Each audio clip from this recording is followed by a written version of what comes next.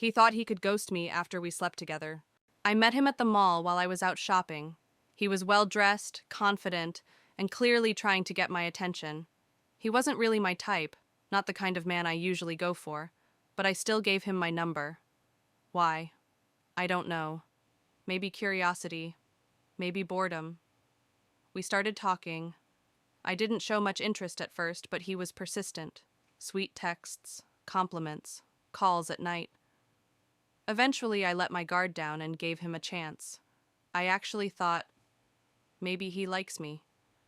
And then, once we did the deed, he ghosted me. A day passed, then two, then a week, a month. Gone. Like I never existed.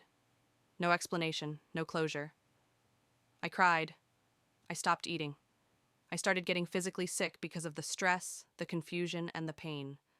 My best friend was the one who helped me get through it. She held me together, and she helped me come up with a master plan for revenge. I told her, I'm going to tell him I'm pregnant. She was actually pregnant at the time, so I asked her for her urine to use on a pregnancy test.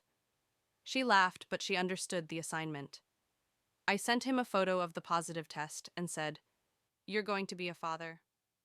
I'm keeping the baby. And suddenly, he responded. Fast, he texted, saying he wanted to come over and talk in person. I agreed, but I had a gut feeling he wouldn't believe me. So I saved a bit of my friend's urine and hid it behind the toilet, just in case he came prepared. And guess what? He showed up, angry, with a pregnancy test in his hand. He wanted proof. I acted confused and innocent. Oh, you want me to take another one?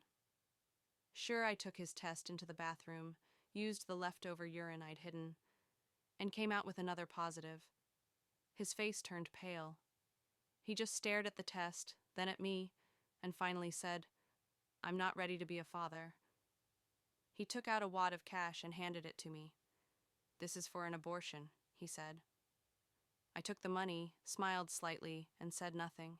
A week later, I started calling him.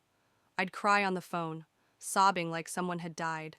I wanted him to feel pity, to feel guilty, and it worked. He came over again and again every time I broke down. I told him I was in pain, that the abortion had messed me up physically.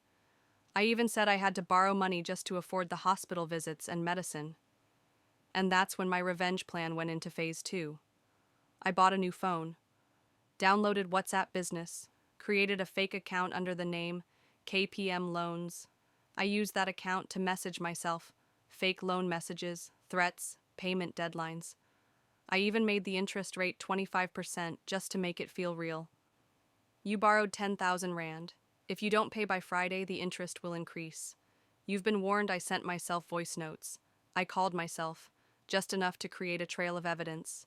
Then I took screenshots and sent them to him.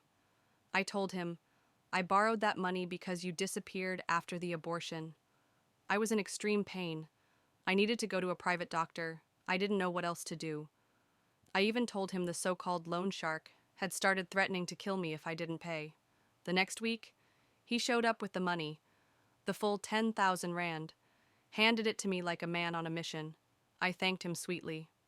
And the moment he left, I called my best friend and we laughed so hard we couldn't breathe, but I wasn't done.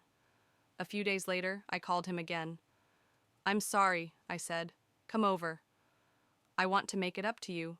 Of course, he came running, smiling, with snacks, champagne, and extra cash in hand. That night, I gave him a performance he'll never forget. Every move, every look, every sound, like a scene out of a movie. In the morning, he kissed me goodbye and left, looking like the happiest man on earth. He had no idea it was the last time he'd ever see me. I took the money, blocked him on every single platform, deleted him from my life. When he realized he was blocked, he came running to my apartment, knocking, pounding, begging. I turned off the TV, put my phone on Do Not Disturb, sat in silence behind the locked door, and smiled. He even went to my workplace, tried to talk to me there, but I had already warned my manager. She told him, You are not allowed here. Don't come back, I wasn't the broken girl he thought I was. I was the storm he never saw coming. Hit the like button, comment, and subscribe for more real stories with savage twists. You won't want to miss what's coming next.